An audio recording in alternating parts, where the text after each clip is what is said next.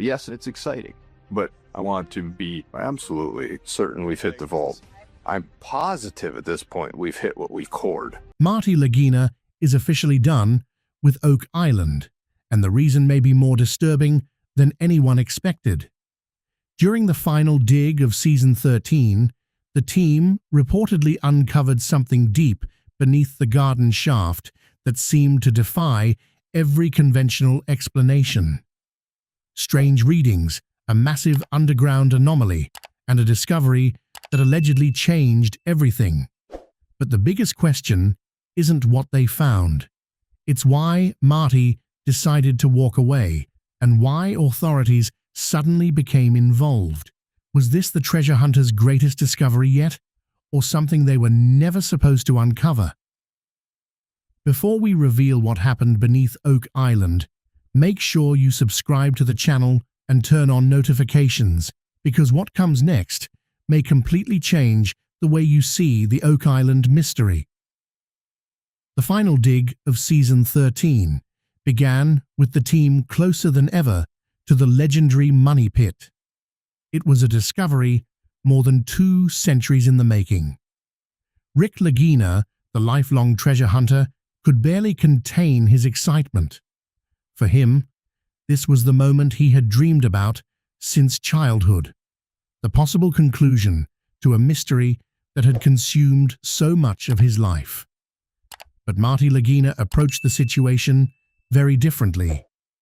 As the practical engineer and financial mind of the team, Marty had watched promising discoveries turn into nothing more than rotten timber, muddy water, and another dead end. He knew better than anyone how easily excitement could outrun evidence. Yet this time, even Marty had to admit that something felt unusual. The readings were difficult to dismiss. The data appeared stronger than anything they had encountered before, and Oak Island had already defeated dozens of treasure hunters. More than 56 companies and individuals had reportedly attempted to solve the mystery before them, with some efforts ending in tragedy. The Lagina brothers were determined not to become another forgotten chapter in that history. Then came the day everyone had been waiting for. The atmosphere around the garden shaft was unlike anything the team had experienced before. Cameras had been positioned throughout the site, prepared to record what could potentially become one of the biggest moments in the Oak Island search. But beneath the excitement was an unmistakable sense of anxiety. The plan itself seemed straightforward. A huge steel caisson, roughly 10 feet wide, would be pushed downward toward the suspected anomaly. Once in position, it could provide a secure route for cameras and, eventually, divers to investigate whatever was hiding below. The drilling began. The massive machinery slowly chewed through layers of clay and rock while everyone crowded around the monitors inside the war room. Every additional foot seemed to increase the tension. 100 feet, then 120. The numbers continued climbing, and finally, at approximately 158 feet, something stopped the drill. This wasn't ordinary resistance. Whatever was beneath them seemed extraordinarily difficult to penetrate. The equipment strained under the pressure. The drill screamed. The machinery groaned as though it was being pushed beyond its limits. Marty immediately went onto the radio and ordered the operators to slow down. Rick wasn't ready to stop. His expression had changed, but he urged the crew to continue. After everything they had sacrificed, this was the moment they had been chasing for years. Then it happened. A violent crack suddenly echoed across the island as the drill finally broke through, and within seconds, the entire situation changed. A deep vibration rolled through the area, almost like an extremely low-frequency hum. It didn't sound like ordinary machinery. It seemed to come from somewhere deeper, something unfamiliar, ancient, and impossible to immediately explain. Inside the war room, the lights began flickering. Then the monitors went dead. The camera feed dissolved into static. People began shouting as they looked toward the garden shaft. And then they saw it. A faint blue glow was coming from the bottom of the shaft. The light appeared to pulse from somewhere deep underground, illuminating parts of the equipment around the opening. According to the account, it was bright enough to remain visible despite the afternoon sunlight surrounding the site. Nobody seemed to understand what they were looking at. The strange glow lasted roughly 30 seconds. Then, just as suddenly as it appeared, it disappeared. The humming stopped. Silence took over the island. For several moments, nobody moved. Everyone was simply trying to comprehend what they had supposedly witnessed. Rick was the first to react. He grabbed his radio and demanded that the camera system be brought back online. He wanted to know what they had just broken into. Marty had a completely different reaction. Instead of moving toward the shaft, he began stepping away. His face had gone pale, and the excitement that had been there only moments earlier had seemingly disappeared. What he saw wasn't an opportunity. It was a warning. And then something happened that, according to this account, never made it onto television. Before the production crew could restore the equipment, several black unmarked SUVs suddenly came racing down the causeway. These weren't local officials. They weren't curious spectators. Men dressed in dark suits emerged from the vehicles and immediately began securing the area. Their movements were organized, deliberate, and unusually fast. They approached the Lagina brothers.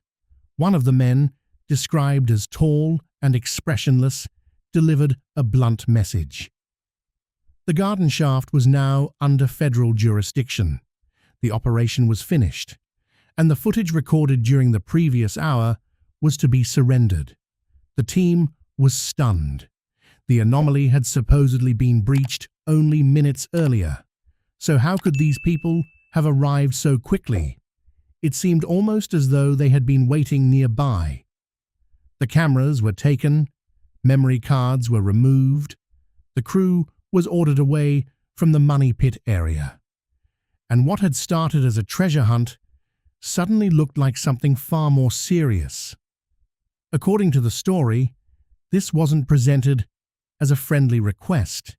The armed agents made it clear that resistance wasn't an option. For years, theories surrounding Oak Island had ranged from Templar treasure to religious artifacts and even claims involving mysterious ancient technology.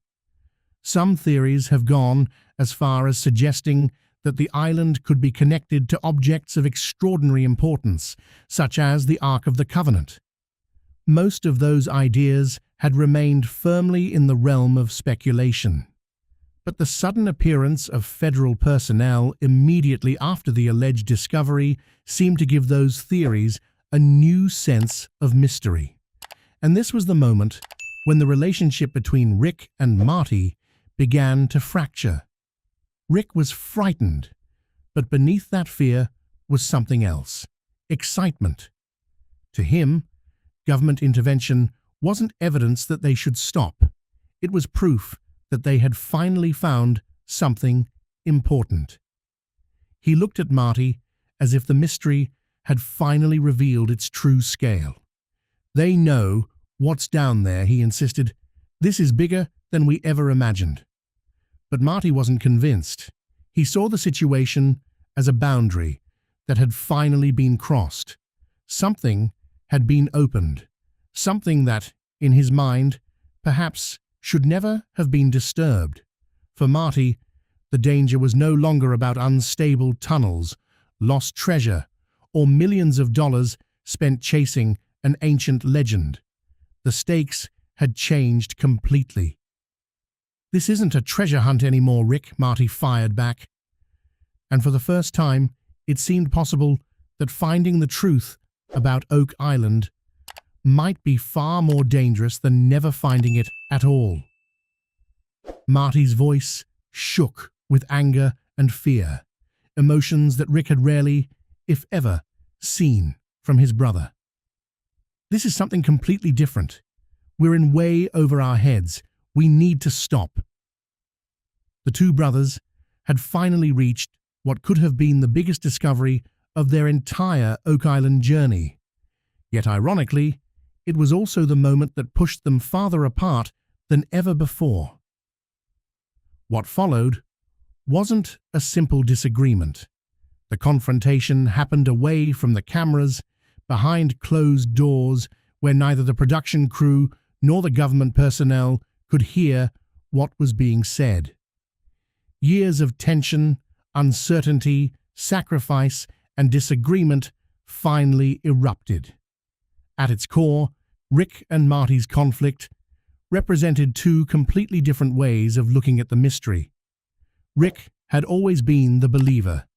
To him, abandoning the search now would mean turning his back on everyone who had come before them. He thought about the previous treasure hunters, the sacrifices made by their family, and the millions of people around the world who had followed their journey. They had come this far. How could they possibly walk away now? "We can't just leave," Rick argued. "This could be the answer we've been looking for." Marty wasn't convinced. He had seen the strange blue glow. He had heard the unexplained vibration. He had watched the cameras fail. And then, almost immediately afterward, heavily armed men had appeared and taken control of the site. To Marty, the combination was impossible to ignore. He wasn't simply skeptical anymore.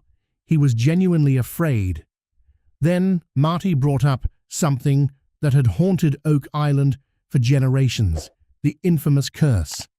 According to the legend, 7 people must die before the island finally gives up its secret. 6 had already died. 6 people are already gone, Rick, Marty reportedly told his brother.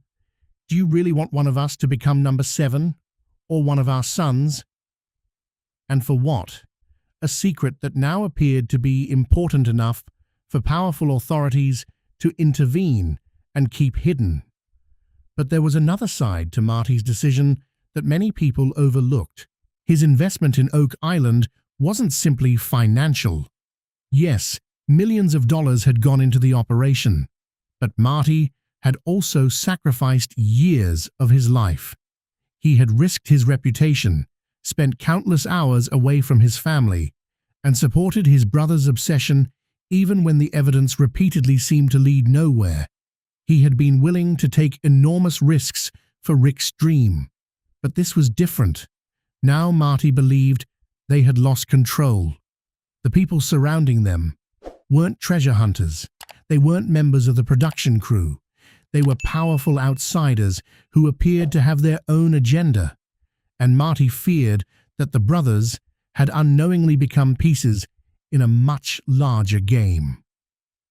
Eventually, Marty gave Rick an impossible choice. Either they shut everything down, surrender what they had uncovered, and leave Oak Island behind for good, or Marty would walk away himself. For Rick, it was devastating.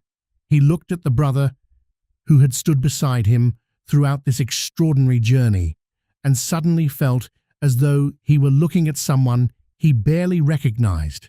How could Marty leave now? After 12 years of searching, after everything they had sacrificed, how could he turn away at the exact moment they might finally have found the answer?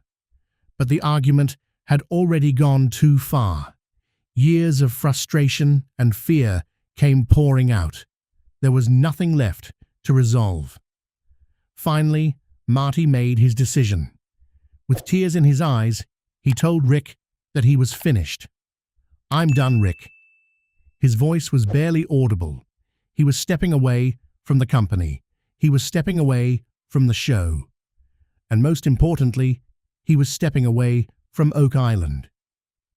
He had one final message for his brother.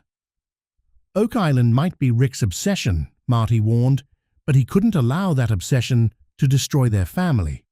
Then he walked away.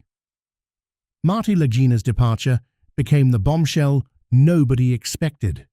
The production company's official explanation was carefully worded, referring to personal matters and Marty's desire to concentrate on other business interests. But among the millions of viewers who had watched the brothers search for years, the explanation only raised more questions. Something had clearly changed, and whatever happened during season 13 appeared to have fractured the fellowship in a way that might never be repaired. The aftermath was shrouded in secrecy.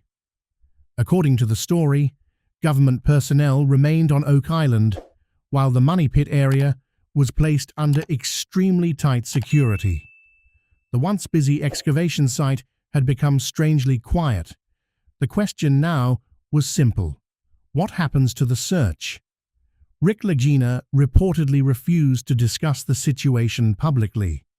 Those close to the team claimed he was devastated by his brother's departure, yet more determined than ever to uncover the truth. But there was a major problem. Could Rick even continue?